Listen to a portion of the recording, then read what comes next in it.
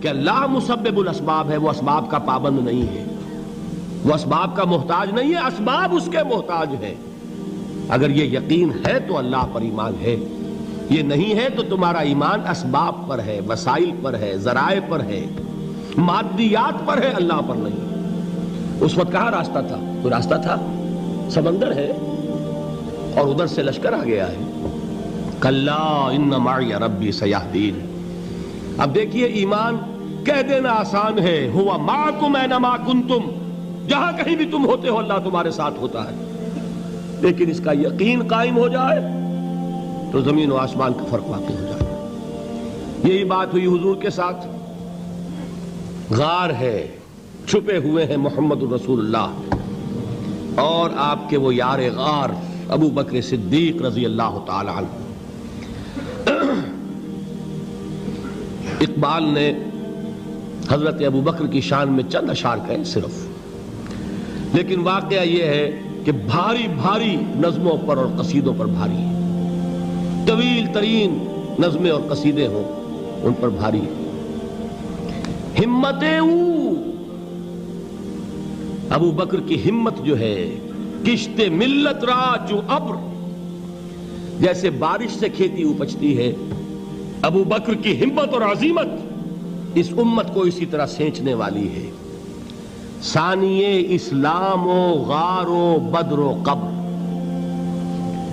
وہ دوسرے تھے اسلام میں، دوسرے پہلے کون تھے؟ انا اول المومنین، حضور فرماتے ہیں سب سے پہلا ایمان لانے والا میں، دوسرے ابو بکر۔ ویسے ہمارے ہاں یہ چلتا ہے اختلاف، حضرت علی پہلے ہیں کہ حضرت ابو بکر پہلے ہیں، لیکن اس میں بڑی خوبصورت تطبیق قائم کی ہے علماء نے اور بہت صحیح ہے۔ چار کے بارے میں فیصلہ ہی مت کرو کہ کون پہلے ہے، ان کی ایک عجیب تقسیم کر دی ہے۔ آزاد مردوں میں، بالغ مردوں میں سب سے پہلے ابو بکر، بچوں میں سب سے پہلے علی، خواتین میں سب سے پہلے خدیجہ، اور غلاموں میں سب سے پہلے زید ابن حارثہ۔ بڑی پیاری تقسیم ہے، یہ چاروں ہی پہلے ہیں، ہر ایک کے لیے اولیت ہے۔ اور واقعہ یہ ہے کہ اگر زمانی اعتبار سے تعین ہوگا تو پہلے خدیجۃ الکبریٰ آئیں گی رضی اللہ تعالی عنہ۔ کسی اور سے بات کرنے کی نوبت بعد میں آ سکتی ہے، پہلے تو اہلیہ محترمہ سے بات ہوئی، آتے ہی پہلی وحی ہوئی ہے، ابھی تبلیغ کا حکم نہیں تھا۔ کس کو بتایا واقعہ؟ ابھی اپنی نبوت کی تبلیغ کا تو حکم ہی نہیں آیا۔ واقعہ کس کا ہے؟ وہ خدیجہ کا ہے۔ جب کہا ہے کہ خشیت علی نفسی، مجھے اپنی جان کا اندیشہ ہے، تو کیا جواب دیا خدیجہ نے رضی اللہ تعالی عنہا؟ وہ صدیقۃ الکبریٰ ہے۔ صدیقات جو ہیں خواتین، ان میں چوٹی پر خدیجۃ الکبریٰ ہے رضی اللہ تعالی عنہا، اور صدیق جو مرد ہیں ان میں صدیق اکبر ہے ابو بکر صدیق رضی اللہ تعالی عنہ، لیکن صدیقات میں چوٹی پر۔ جب حضور نے فرمایا خشیت علی نفسی، کیا فرمایا؟ کیا عرض کیا؟ کیسے تسلی دی؟ نہیں نہیں، اللہ آپ کو ضائع نہیں کرے گا، آپ غریبوں کے ہمدرد ہیں، آپ مساکین کے تکالیف رفع کرنے والے ہیں، آپ بیواؤں کی سرپرستی کرتے ہیں، آپ مسافروں کی خدمت کرتے ہیں، اللہ آپ کو ضائع نہیں کرے گا۔ یہ یقین ہے اس خاتون کے اندر۔ خیر وہ ایک علیحدہ بات ہو جائے گی۔ میرے دل پر حضرت خدیجہ رضی اللہ تعالیٰ عنہ کی شخصیت کا بڑا گہرا نقش ہے، جو وہ کوئی اور ہی وقت اور موقع ہوا تو بیان ہوگا۔ بہرحال اقبال نے ایک مصرے میں جو چار اولیتیں جمع کر دی ہیں، ہمت او کشت امت را چو ابر، ثانی اسلام و غار و بدر و قبر۔ اسلام میں حضور کے بعد پہلے کون؟ ابو بکر۔ غار میں حضور کے ساتھ کون؟ ابو بکر۔ بدر کی رات اللہ کا رسول سربسجود، وہ جھاڑ، وہ گھاس پھوس کی جو جھوپڑی بنائی گئی تھی، اور وہاں تلوار ننگی لے کر پہرا دینے والا کون؟ ابو بکر۔ اور اس حجرہ عائشہ میں محمد کے بعد سب سے پہلے دفن ہونے والا کون؟ ابو بکر رضی اللہ تعالی عنہ وصلی اللہ علیہ وسلم۔ وہ جو معاملہ میں سنا رہا تھا غار ثور کا، حضرت ابو بکر بھی حضور کے خیال سے لرز گئے ہیں. آپ کو یاد ہوگا کہ جا کر پہلے تمام جتنے سوراخ تھے انہیں بند کیا ہے. ایک سوراخ رہ گیا تھا جس کو بند کرنے کے لیے کوئی کپڑا نہیں تھا. وہاں اپنی ایڑی رکھی ہے. تب کہا ہے حضور سے تشریف لائیے, اور اپنے زانو پر حضور کو لٹایا ہے. اور وہاں کسی موذی جانور نے کاٹا ہے. حضور کی آنکھ لگ گئی تھی. اس وقت اس بل کے اندر جو بھی بچھو ہے کیا ہے واللہ عالم, اس نے کاٹا ہے. اس کی تکلیف کی وجہ سے ابو بکر کی آنکھوں سے آنسو ٹپک گئے. حضور کے چہرے مبارک پر پڑے ہیں تو حضور جاگے ہیں, معاملہ کیا ہے. ایڑی نہیں ہٹائی وہاں سے, مبادا وہ جانور وہاں سے نکل کر محمد الرسول اللہ کو کوئی گزن پہنچا دے. ابو بکر کی ایڑی ہے, جس طرح چاہے کھا لے, ختم کر دے, جان نکل جائے تب کوئی آنچ آئے محمد پر تو آئے, لیکن جیتے جی نہیں. وہ ہے ابو بکر حضور کے خیال سے. اس وقت حضور نے پھر اپنا لعاب دہن لگایا ہے اور اس سے پھر آپ کی تکلیف ختم ہوئی.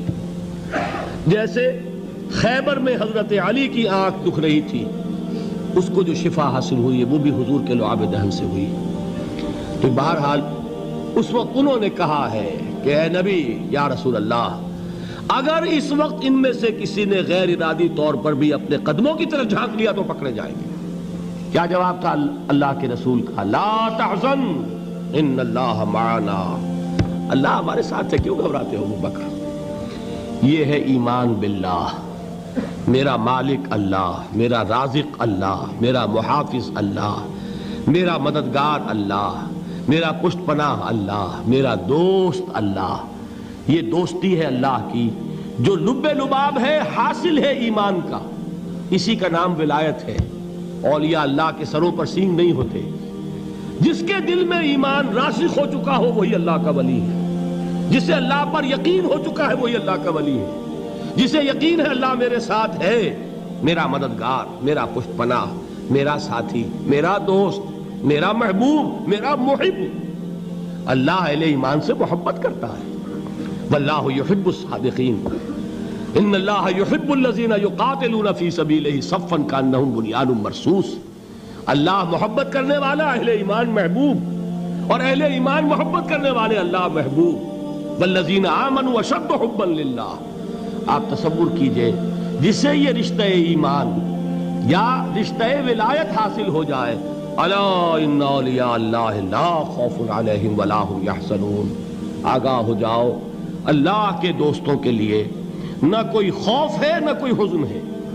اور میں بیان کر چکا تھا, خوف اور حزن کے خاتمے ہی کا نام امن ہے. زوال خوف, زوال حزن. یہ خوف اور حزن کیوں آتے ہیں بار بار؟ اللہ تخافوا ولا تحزنوا, دونوں آ گئے. الا ان اولیاء اللہ لا خوف علیہم ولا هم یحزنون, پھر وہی دو. وہ کیوں ہے؟ خوف ہوتا ہے کسی مستقبل کی بات کا, یہ نہ ہو جائے, وہ نہ ہو جائے, یہ نقصان نہ پہنچ جائے, یہ تکلیف نہ ہو, یہ غضب نہ آ جائے. خوف ہے مستقبل سے. حزن ہے یہ کیوں ہوا, یہ نہیں ہونا چاہیے تھا, یہ میرا فلاں چیز میرے ہاتھ سے جاتی رہی ہے, فلاں موقع نکل گیا, اب بیٹھے ہوئے ہیں اندر ہی اندر کڑ رہے ہیں, صدمہ ہے اور رنج ہے.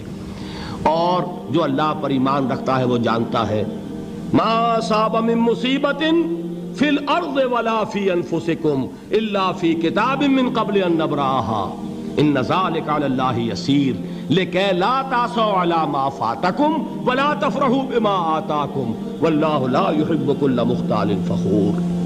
اس زمین میں یا تمہاری جانوں میں کوئی تکلیف, کوئی مصیبت نہیں آ سکتی سوائے اس کے کہ جو اللہ نے لکھ دی ہو, اس سے پہلے کہ وہ ظاہر ہو. جس کو یہ حقیقت معلوم ہو گئی اس کو یہ طرز عمل اختیار کرنا چاہیے. جو چیز چھن جائے, جاتی رہے, چھوٹ جائے, اس پر افسوس نہ کرو. کس نے چھینی؟ دوست نے. دوست کے فیصلے پر شکایت. دوستی کو بٹا لگا رہے ہو, سرے تسلیم خم ہے جو مزاج یار میں آئے. اگر دوستی ہے تو پھر تو تمہیں گردن جھکانی چاہیے کہ ہر چہ ساقی ماریخت عین الطافست, جو بھی میرا ساقی میرے پیالے میں ڈال دے اس کا کرم ہے. جو اس کی طرف سے آئے اس پر کوئی رنج نہیں, کوئی صدمہ نہیں, کوئی غم نہیں, کوئی شکایت نہیں, کوئی شکوہ نہیں.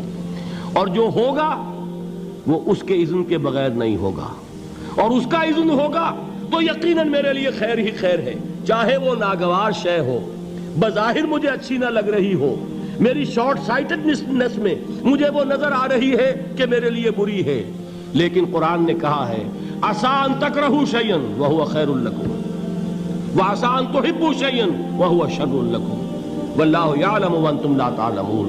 ہو سکتا ہے تم کسی چیز کو ناپسند کرو درحال ہے کہ اسی میں تمہارا خیر ہو، اور ہو سکتا ہے تم کسی چیز کو پسند کرو درحال ہے کہ اس میں تمہارا شر ہو۔ اللہ جانتا ہے، تم نہیں جانتے۔ جب مجھے یہ بات معلوم ہو گئی، میں نے اپنا معاملہ اللہ کے حوالے کیا۔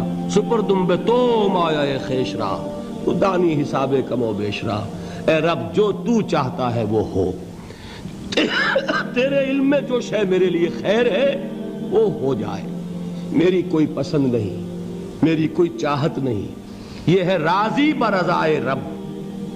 اکبر الہ آبادی نے اسے کہا ہے رضائے حق پہ راضی رہ، یہ حرف آرزو کیسا، خدا خالق، خدا مالک، خدا کا حکم تو کیسا۔ جب میں آ گیا بیچ میں، میری پسند، میری مرضی، میری خواہش، میری چاہت، یہی تو شرک ہے۔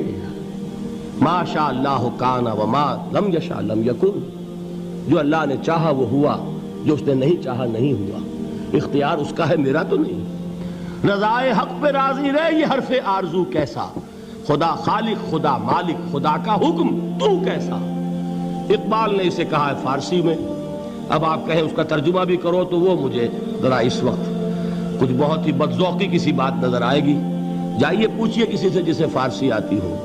بروں کشید ز پیچا کے ہست و بود مرا، چے اقدہا کے مقام رضا کشود مرا۔ مجھے تو تمام پیچ و خم سے نکال دیا اس مقام رضا نے، میں راضی برضائے رب ہوں، جو فیصلہ اس کا میں اس پر راضی۔